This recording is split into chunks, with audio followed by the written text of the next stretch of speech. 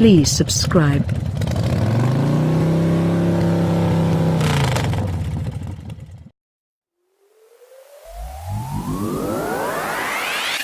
Lust, admiration, appreciation, familiarity, pity, longing, nostalgia, resignation, fear.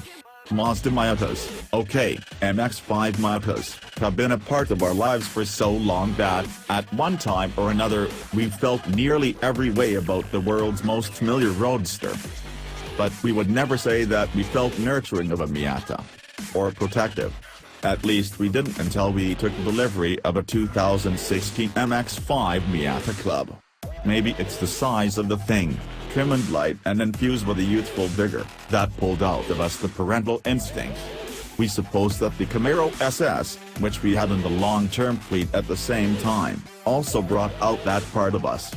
But in that case, it was more like being the parents of a teenager with wayward tendencies. The Miata seemed a little more vulnerable, the one that was more likely to get hurt than to hurt others, thanks perhaps to the profusion of SUVs and trucks on our roads. This despite the best efforts of Mazda's designers, who decided it was finally time to let go of the retro adorability that has been the car's hallmark since 1989. The newest Miata still shares the general layout and seating capacity of the old British roadsters that inspired the first one. But where there once were wide-eyed hopeful peepers reminiscent of bug-eye sprites, there are now fierce little eyes glowering under hello, angry brow. The new car is to old Miatas what the Gremlin is to the Mogwai. And unlike the happy primary colors of the earliest Miatas, this car is offered in white, off-white, gray, and black. Yes, a red is available, for an extra $300, and also a blue on the best-equipped models. But even these colors are moody, as if always reflecting overcast skies. We chose ceramic metallic, a no-cost light gray, dingy white that looks as if it would always be cool to the touch. Combined with dark wheels, our long-termer looked about as sinister as a Miata is ever going to. And though it shares its 155 horsepower 2.0-liter four-cylinder with every other new Miata sold in the United States, our model is probably the best-performing version available. The mid-level Club, which started at $29,420 for 2016, comes with a clutch-type limited-slip differential, a strut tower brace, and a sportier-than-stock suspension tune that includes Bilstein dampers. Well, Club models come with that equipment provided you order yours with the 6-speed manual transmission. You know you should do that, right? The Club also rides on 17-inch dark-painted wheels wearing 205/45R17 Bridgestone Potenza S001 summer tires. We specified only two options. The $3,400 Brembo BBS package, which you'll be shocked to learn brings Brembo front brakes with red painted calipers and 17-inch BBS wheels in the same dark finish as the standard Club wheels. That package also includes side sill and rear apron extensions along with keyless entry. We like the BBS design, and Mazda says each wheel is 2 pounds lighter than the standard Club unit. The Brembos promise greater fade resistance, and we found none in repeated full-force stops from 70 miles per hour. We also threw in all-season floor mats for $90 because, like all our long-termers, the Miata would suffer through Michigan's winter, 2 of them in this case. The total cost came to $32,910. It's really the things that come standard on all Miatas, though, that refine it. That short-throw shifter, which was a revelation more than 20 years ago, remains a joy to use.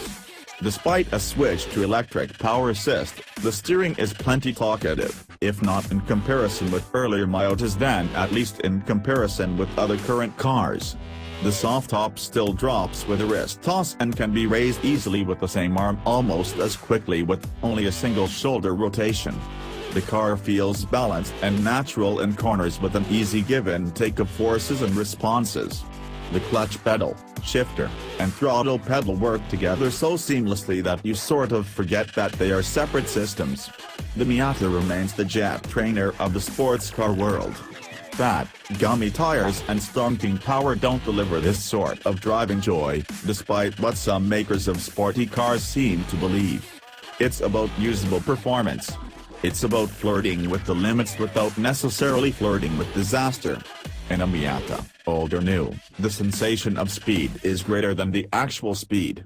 It's the inverse of many hyperstable autobahn stormers, which are capable of tremendous stability and are quiet at hideous speeds but at the expense of the experience of speed. The Miata is not slow, however. Our test numbers were impressive. It made it to 60 miles per hour in 5.8 seconds at the beginning of our loan and added only a tenth of a second at the end. It posted quarter-mile times, beginning and end, of 14.6 seconds. Yes, we hear you, a Honda Civic Type R will crush those times. And that's true. It's also true that not all that long ago, a 14-second quarter-mile was a Mustang GT time.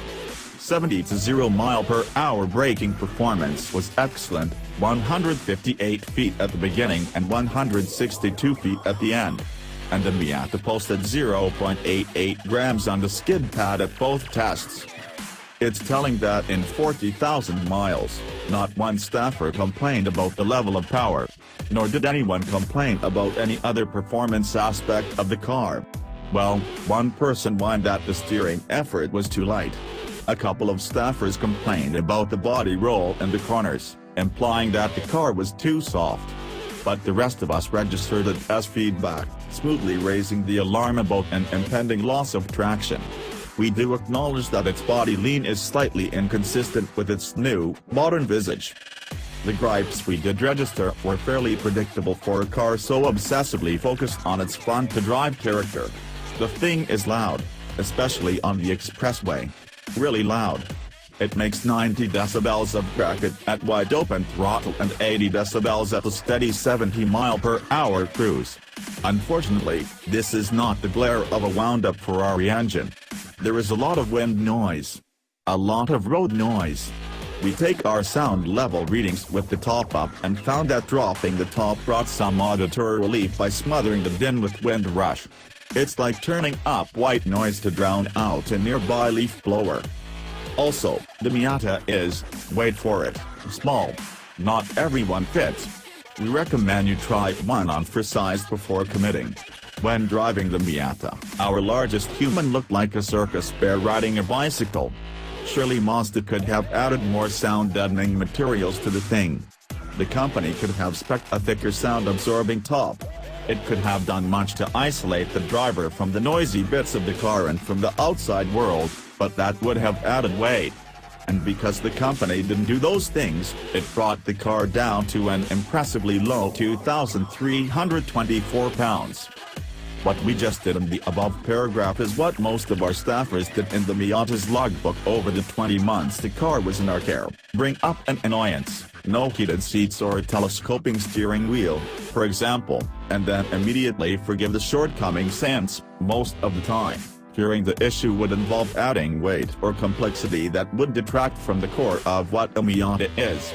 Suffice it to say that, while the Miata will deliver a truly excellent 32 miles per gallon in mixed driving, it's not designed to be a commuter car. To use one as such, especially through the winter, will highlight a few things that might be considered faults in, say, a Honda Civic. During the coldest parts of winter, the Miata developed a rough idle and the top mechanism squeaked in about 10 different places. And since the top was always up in the winter, the car was loud. But as a measure of our protectiveness toward the Miata, we sought to make excuses for its foibles as an everyday transportation pod. Instead of "this car sucks in the winter," one staffer wrote, "this poor car does not deserve a Michigan winter."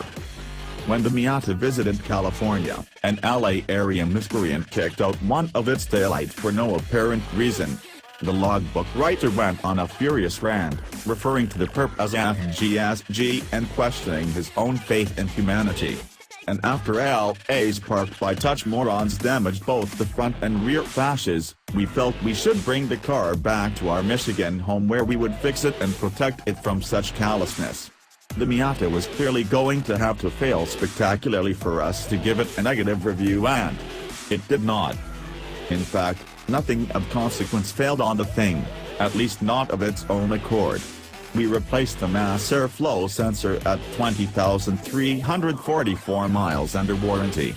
And on several occasions, we had to reset the tire pressure monitoring system, an easy push of a button, when we got erroneous warnings, usually on especially cold days. And, well, that was it. Otherwise, the car ran and drove faultlessly, within the context of its mission. You see, our little guy has heart and personality. And what he does well, he does spectacularly well. So what if he talks loudly?